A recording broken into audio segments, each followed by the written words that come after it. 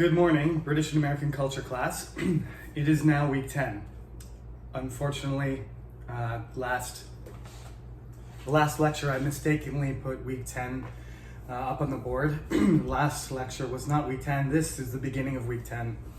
It's because we started our first class on a Friday. This has caused a problem the entire semester for me. Remember, yes, the semester started on a Thursday, so each academic week starts on Thursday. I should have just ignored that, but I tried to follow it this year. I tried to follow everything according to the Chungnam plan. Use the CNU portal instead of my website. I tried to follow the schedule. It hasn't worked very well. Anyway, we are surviving. Midterm is over. I graded all of your assignments. They're all graded. You can look and see. We've done 3 quizzes, so everything's on track. We did our first lecture on America last week, and this will be the second one, and there'll be a third American lecture, our third American lecture on Tuesday.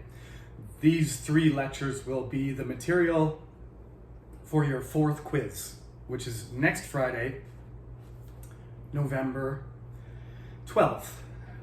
Today is November 5th, and next Friday is November 12th. So no homework, no quiz or anything, no assignment today. Just you have to keep up to the content as usual. So we talked about American identity, and I told you, some general trends. America's always changing, evolution, like that's one of the main themes of this class, is how culture changes. Even though we have a culture right now, it's not fixed. Even from year to year or day to day, culture is always changing. But there are sort of trends, long-term trends, and there are fundamental ideas underpinning cultures that people believe in, and so that affects the way nations behave, leaders behave, policy, and so on. So this is why this class is so great, is because culture is related to everything, right? It's connected. Culture is what connects human beings to each other. It is what humanity is. It's culture, So understanding that includes everything. And I can't teach you everything about American culture, of course, but I want to teach you some important things, some interesting things, and things that I think you should know if you want to understand American culture then and now. So one of the most significant events, if not the most significant event in human history, is Columbus sailing across the ocean, right? He as an individual is not a hero, but the thing that he did, the thing that he accomplished, was something unnatural, in fact, you can say. He connected 2 completely separate, continental systems, 2 geographically, genetically separated ecosystems, right? Asia and Europe and Africa are distinct, but they are connected. North and South America were disconnected for millions and millions of years. And the only way that they did get connected was the occasional connection through nature. And human beings, perhaps the most important thing before, excuse me, I have a cold. Perhaps the most important thing before Columbus was human beings coming from Asia and populating the North and South Americas, right? That might be the most significant thing ever in human evolution. But there's debatable things. But what happened? What happened when Columbus reconnected them?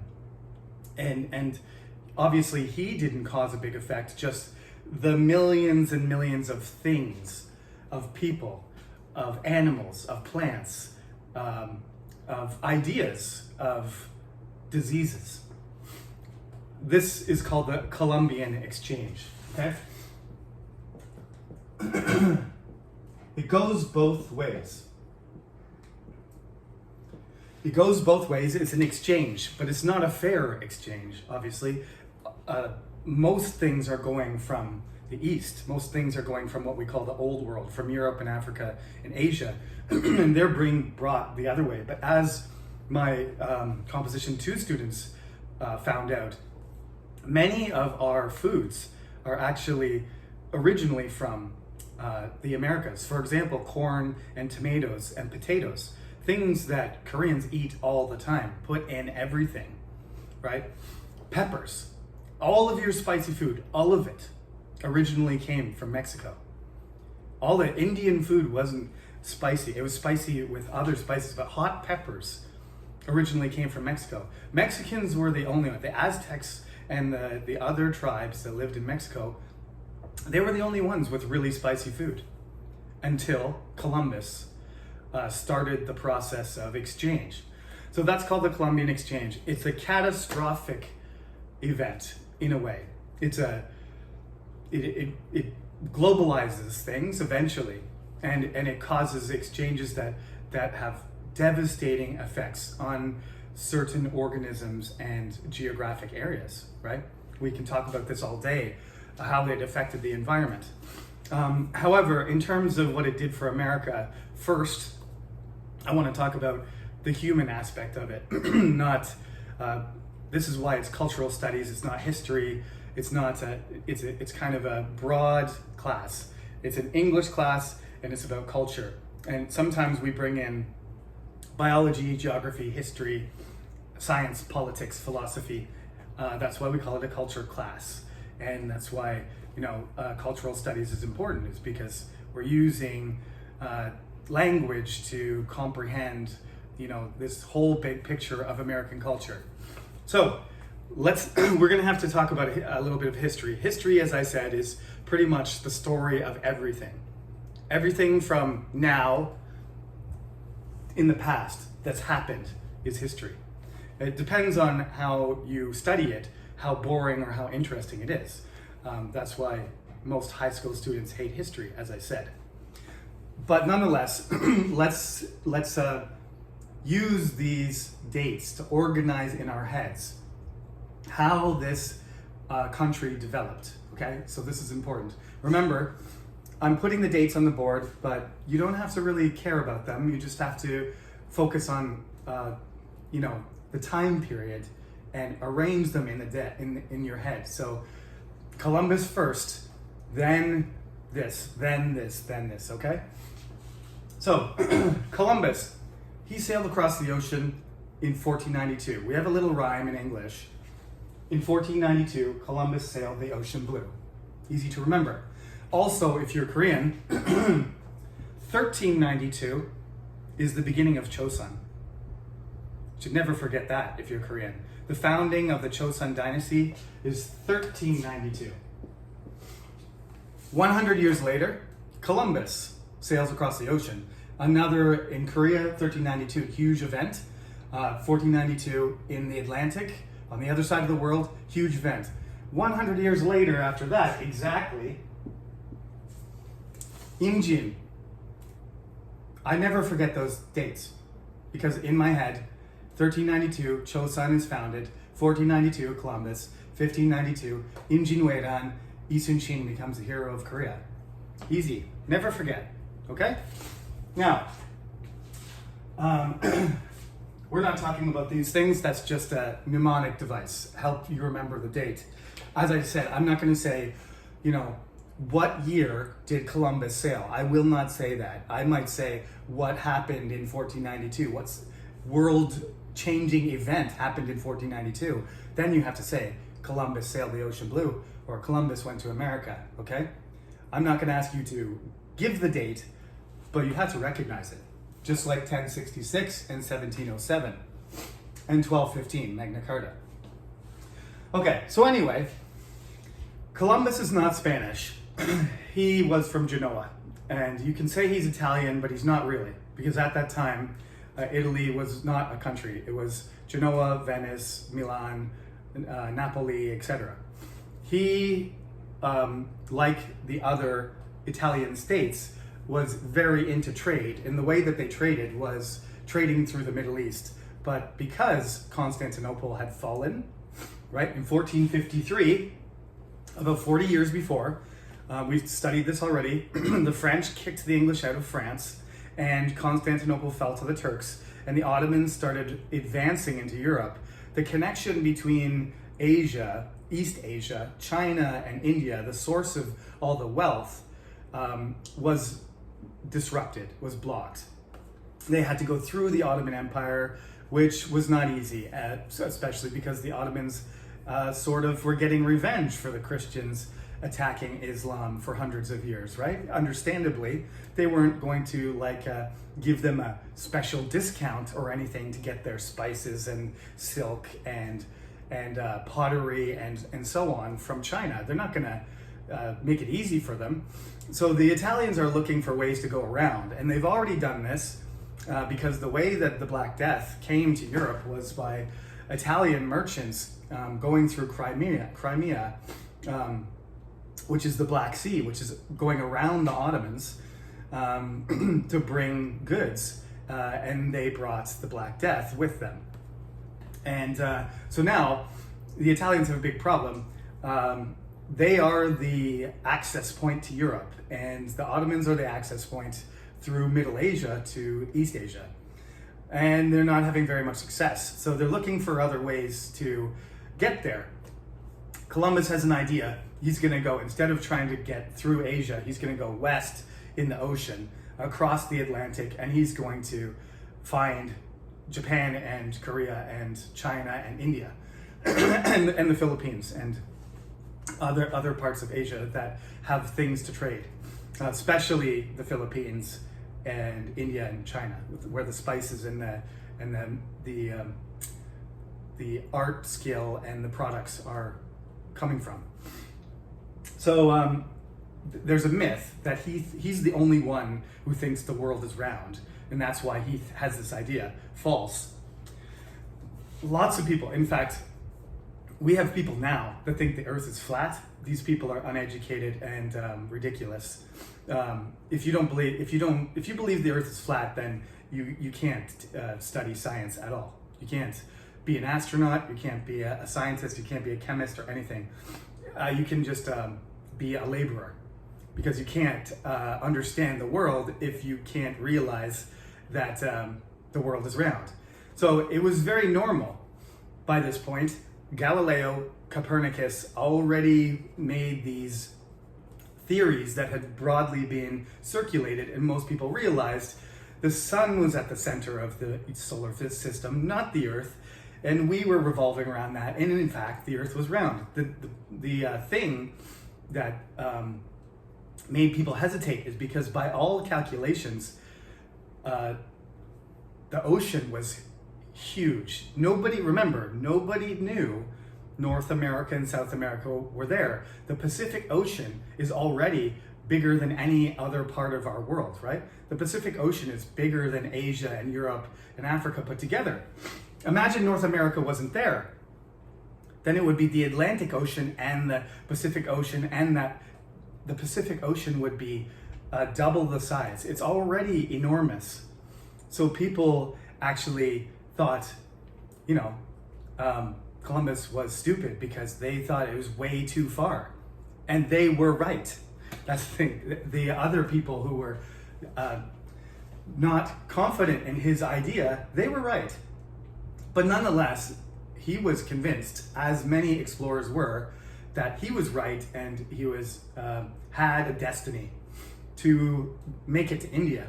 So he went around to different kings and queens trying to get funding and boats, but he had no success until he came to Spain.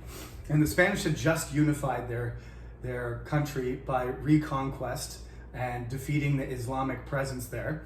So Spain was basically a brand new Christian kingdom, just unified, and it was King Ferdinand and Isabella who unified through their marriage, unified Spain, and they looked at him and said, well, we're in a pretty stable situation, we have a little bit of money, let's give this guy a shot. And so they listen to him, they give him 3 basically crappy boats, not their best boats, some basic provisions, and they say, go explore and bring us back lots of money.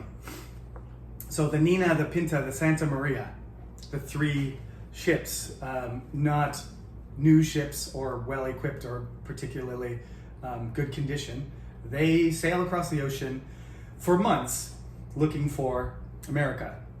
Columbus keeps insisting they need to keep going. Everybody's basically ready to turn around, but Columbus doesn't want to. A few more weeks and they probably would have killed him and turned around.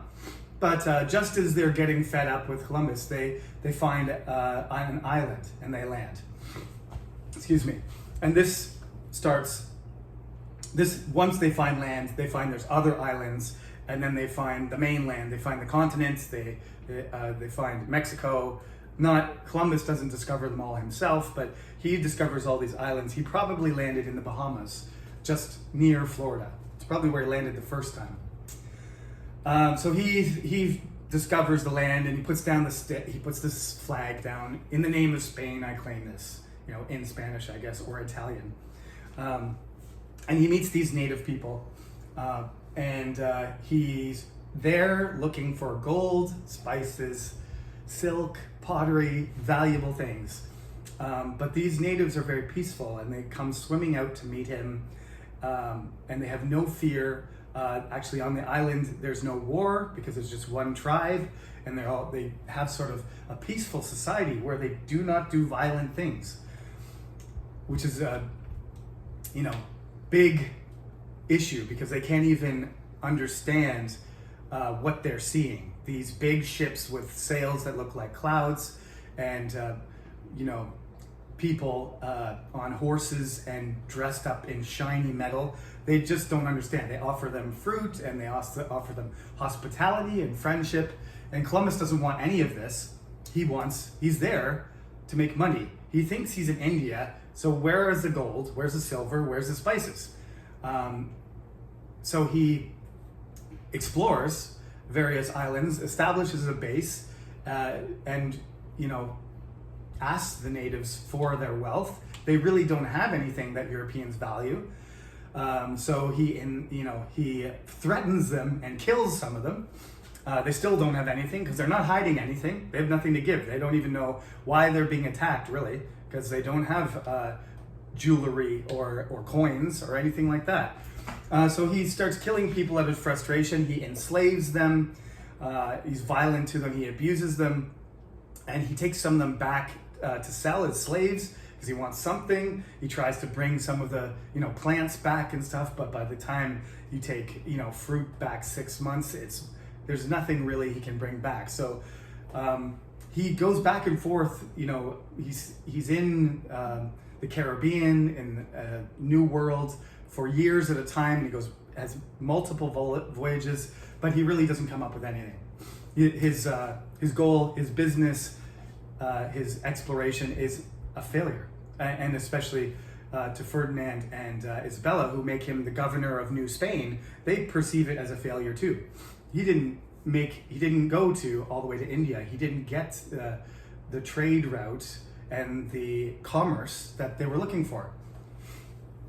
So he dies, believing, even though he probably in his head knew that definitely isn't India, but he ends up spreading disease, enslaving, killing all the natives, to the point where, several generations later, that Arawak tribe that he made contact with are completely wiped out. It's genocide. That's why in the book, that part about him, at the beginning of chapter 4, I call him the master navigator and genocidal governor. Some of it was accidental because of the disease, but there was a large amount of it that was just frustration, violence, colonization, oppression, and imperialism. Is exploitation. He made no effort to be humane to them or to treat them as real human beings. He treated them like slaves, like worthless human beings, not even slaves. He didn't even, in the end, they weren't good slaves. So he had no value and no respect for them at all. So he's the original, He's the original negative figure of white, imperialism and colonization. He's the first. And there will be many more of them. Anyway, from there, I think I'm going to have to pause for a second. Hold on. Okay, I got my sniffling and coughing under control, so let me continue.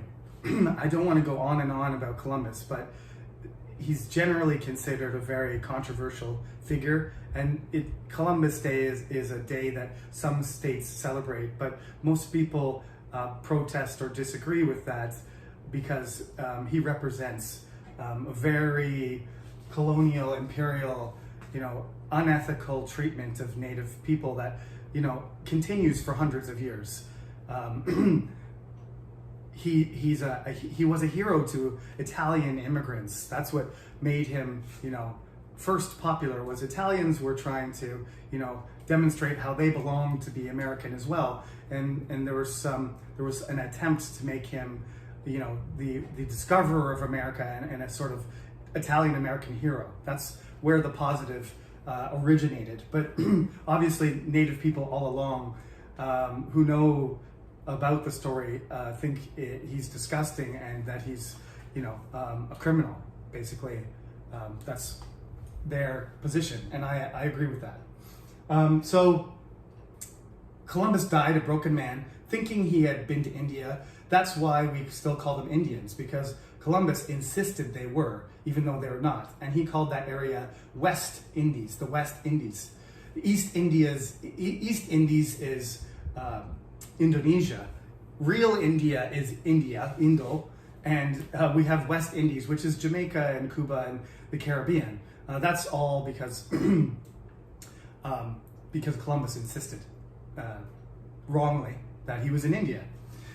Anyway, he died, and he didn't. He was not famous in his own lifetime, except for the fact that he discovered something. But he didn't make any money or become a hero in Spain. It was the conquistadors that followed him, Hernan Cortez and Francisco Pizarro, that took over the Inca and the Aztec. You probably know this from high school history. They destroyed those empires, enslaved the people, and found huge amounts of gold and silver. Portugal began to trade. They founded a great trading empire, and the 16th century belonged to them. They started globalizing. Magellan went around the world, so they were powerful, rich, global, powers before any other countries. They didn't really have any competition except for each other. That's why Brazil belongs to Portugal, and the rest of South America is Spanish, it belonged to Spain, because they divided it, and the Pope did that. Anyway, by the end of the century, though, Spain is just flooded with so much money that is actually causing damage to its economy, because they're just spending, and the price of everything is going up uncontrollably. The inflation was insane because they have so much gold and silver. They can buy whatever they want. The Spanish fight in 1588. They try to invade England. They try again multiple times. They fight for over 10 years, costs a lot of money, and they fail. And that's kind of the tipping point where Spain's still the most powerful country, but during the 17th and 18th century, France asserts itself as being more and more powerful. And when we finished our part on the British, culture section, as you know, it was no longer Spain that was the main enemy of the British. It was William of Orange and the Glorious Revolution taking over England and using England to fight against Spain. And they unified with Scotland to make the United Kingdom in order to defeat France. But that wasn't it. They fought again and again. Next class, we're going to talk about another war, because the French and the English already had 100 years war, but they're basically going to have another 100-year period where they fight 7 times, right? And this time the result is not going to be France being the winner, it's going to be England, for totally different reasons, okay? So, exploration, discovery, contact with the Indians, things start exchanging. 16th century, Portugal and Spain dominate. 17th and 18th century, France starts to dominate in Europe, but England starts to challenge France in Europe and on the ocean. In the 19th century, that's when England, defeats Napoleon and overcomes. This comes later. We're going to talk about this area. So basically what I'm saying is the English got a late start. By the time the English found Jamestown in 1607, they've tried several times, even during Queen Elizabeth's reign, they tried to make some colonies, but it didn't work out. They didn't support them properly, and the Spanish attacked them in 1588. So they were unable to support their colonies, and they failed. So finally in 1607, they start Jamestown, named after King James, of course, on the James River in Virginia. Virginia named after Queen Elizabeth. Virginia, Virgin Queen. Jamestown is founded. And Jamestown is, it's a interesting thing because it's the colony is started by a company. So the government of England doesn't do it.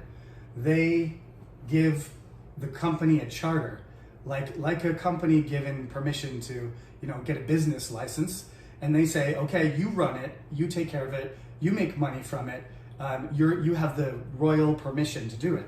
And that's how Jamestown starts. So I'm going to pause again. For the next part of the lecture, I'm going to explain to you about the 13 colonies and how they're different. And that'll bring us up to the point where next lecture we can talk about the next century of British colonial life and lead up to the Revolutionary War, which is where England, the British Empire and America split. Okay, so this is gonna be different than usual. This lecture is gonna be glued together in 3 parts. Okay, so stay tuned for the 3rd section. Okay, that was an unexpectedly long pause, but I'm going to finish off this lecture now. What I believe I was talking about is how the English got a late start. The Spanish and the Portuguese, well, the Portuguese didn't really colonize much, but the Spanish had, by the time that the English got going in the middle of the 17th century, the Spanish had hundreds of towns all across what is Mexico now, California, Texas, Mexico, all the way down to Argentina. So they had already expanded and had a global empire that was fully functioning when the English stumbled into Virginia on the Chesapeake, and they settled in Jamestown. Now, something that helped the English was the fact that the Spanish had, and the French and some Europeans had made contact long before, and through that contact had spread disease through the tribes. So many of the places where they came, the local populations had not recovered. They had in fact collapsed in some cases. So up to 90% of the native people were dead. So they literally came across ghost villages, where there were farms and gardens and buildings and cleared land with nobody using them. The remaining Indians were also, weakened, and they were also afraid of the Europeans because of what devastation had happened to their through contact with them. They it's not even direct killing. It wasn't battles that wiped out most of their people. It was just seemingly to the English an act of God, removing the people where they wanted to live, and to the native people it was a terrifying disaster, natural disaster, or punishment from their beliefs, their spiritual beliefs, that something had gone terribly wrong with the universe, and this was the result, and the source of it was these Europeans. So Jamestown, there's 13 colonies. I don't want you to know the dates, but this is the order. There's 13 of them that get founded.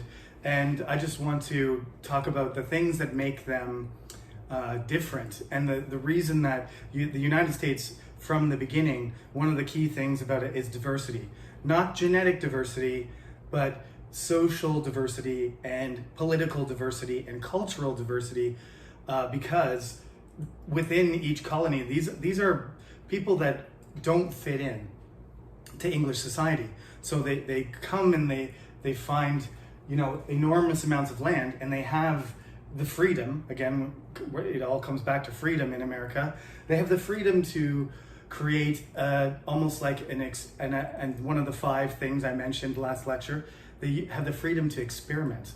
Most of these things are, different approaches, and I'm not going to talk about all of them, but let me talk about just a few of them just to illustrate the diversity of types of settlements. Okay, now this is colonization, so we're under the umbrella here of these people don't belong here. They, through the advantages of technology and numbers and diseases and culture, right? Like a lot of the native people are not warlike, and we like to think strangely. I'm Canadian, and Americans though too, and British people, we like to think that we're peacemakers and a peaceful people, and our history is peaceful. That is a ridiculous idea. I grew up, and people do think Canada's peaceful, and to a certain extent Canada is peaceful because it's out far away from everybody else. But if you look at the history of the United States or the history of any European country, it's constant war. Europeans are extremely warlike people. One of the reasons why Europe isn't unified is because they keep fighting each other endlessly. If you look at a map of, just go on YouTube, do me a favor, and look at a time lapse of Europe from the Roman Empire until now, and see how many times countries appear, disappear because of war and politics. It's unreal. There are hundreds of countries and kingdoms that disappear in 2,000 years. You look at a history of China, it's like big China, 2 Chinas, 4 Chinas, 3 Chinas, big China, and it never breaks down into 100 pieces, right? It's basically a static, give or take, the static empire that's existed for thousands of years. Europe, since the Roman Empire, has been fragmented and only briefly unified. Charlemagne, Charles V, Napoleon, Hitler, and they only held on to it, for like 10 years and then blew apart into a million pieces again. This is the culture that comes to the natives, where the natives have arrangements, they capture each other, they don't try to destroy each other's tribes. Even the warlike tribes, they're more interested in kidnapping, and intimidating and getting advantages. They're not interested in completely wiping out the other tribe, the way that Europeans fight traditionally. Sometimes at certain periods of European history, they fight, to the death on a battlefield, and whoever wins, gives their sword to somebody. But the death in the battle, the thousands and thousands of people, native people didn't fight like that. In the empires, the Aztec Empire, they did kill and sacrifice many people, but they didn't have huge battles where thousands of people killed each other until the other side couldn't bleed anymore. That's the people that came. This is a reality. So, not to say all of them are like that, but just that's the way the culture looks at war. It's like destruction of the other side. So Jamestown gets established by these European peoples, these English people, and it's a company. So this is an investment. They want to make money. They're looking for gold. They don't find it. So the company collapses. King James takes it over. But then they find out that they can grow tobacco, so tobacco becomes their investment, and they start making lots of money, and the tobacco trade starts driving the growth of Virginia. Plymouth is our friends, the Puritans, who won the Civil War, but then got kicked out of England essentially by the Restoration and the Glorious Revolution. So some of them left. I mentioned Oliver Cromwell almost left if Parliament hadn't voted to fight against the king. Cromwell might have been over here earlier. He would have joined, not earlier, he would have joined Plymouth, possibly. This is the beginning of Massachusetts and Boston. So this is a Puritan colony. So we talked about what Puritans are like. They try to make their society like that. Eat, work, sleep, pray. New Hampshire I don't know very much about, and we'll just jump over them. But they're kind of a mixture of they're basically Protestant, but there's no Anglican church that controls any of this. This is important. There's a lot of freedom of religion here. Maryland is Catholic. So Lord Calvert converts to Catholicism, comes over and starts a Catholic colony. So that's where the English Catholics can go from now on. So that if they're persecuted in England, the Puritans go here, Catholics go here. Amazingly, there's a huge amount of, I didn't realize, I looked it up. There are like 50 million Catholics in the United States. So that's where all the English Catholics, there's not a mystery. That's where all they ended up, I guess. Connecticut is a rich little, corner of New York, essentially. Rhode Island was a Puritan disagreement. They broke off from Plymouth, and it's a tiny little state, and tiny state that it's not very important except for the fact that it has 2 senators. So it gets 2 votes in the Senate. And it's one of the original colonies, and they separated. They didn't agree with the Massachusetts colony, with Plymouth. So they broke away and made their own state, their own colony. Delaware is it's split. It's right near Maryland, and they wanted to be different than Maryland, so they split there. North Carolina, South Carolina, they used John Locke's strange model of he designed some kind of layered system where there was judges and wealthy people, and they would vote. It's kind of I'm not sure what you would call it exactly. I don't want to say the wrong word, but it's basically a system ruled by elite, an elite ruled republic, and the Carolinas at first used that. New York actually gets captured. It is part of the Dutch territories. It was New Amsterdam. And our friend, James II, is the admiral, Lord High Admiral. And so when they defeat the Dutch and they get New Amsterdam, they rename it New York, because at the time, James II was Charles II's brother, and he was the Duke of York. So New York is named after James II. New Jersey, just like New York, a little bit different ideas and wanted to govern themselves. Pennsylvania, Quakers. William Penn was a wealthy aristocrat who decided to become a Quaker. Quakers originally just kind of stumbled around being inspired by God and freaking everyone out. But when the English society didn't really like that, they decided to become pacifists. And so it's the brotherhood of Jesus. It's the don't fight back, peaceful attitude. So he establishes Pennsylvania. Philadelphia becomes the biggest city besides New York in the United States, and it's the original capital before they built Washington City, which is now known as Washington, D.C. Georgia was a weird experiment too. It's a huge state, warm with lots of grass and trees. It's Savannah. There's a city called Savannah there, and it's good for growing plantation stuff. But originally, the idea was that they would bring criminals and poor people and beggars and all of the degenerate elements of society and give them a chance in Georgia to start a new life, and they would make an ideal society. That's how it started. It didn't work because in North Carolina and South Carolina and Virginia, they started using slaves, and Georgia couldn't compete with the plantations using slaves for their labor. So they gave up on their ideals and left their morals in the garbage can, and they started using slaves too.